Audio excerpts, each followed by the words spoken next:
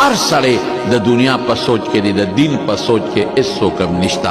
هر سړی د پیسې په زور کې دی چې پیسه ډېره وګټم، د دین سوچ کې هیڅوک نشته. هر سړی د دنیا د ځمکه کې لګیا دی نښتی دی، د قبر او د آخرت فکر یېر دی بلکل ختم.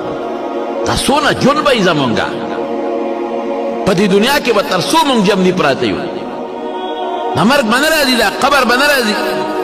دا زمونږ کله تاسو څه سوچ وکړئ د شپې چې کله وده کېږئ، هر یو سړی د خپلې محلې په کورونو نظر واچوئ چې ستاسو پړوان د په دې محلو نه څونه خلک جنازې لاړل.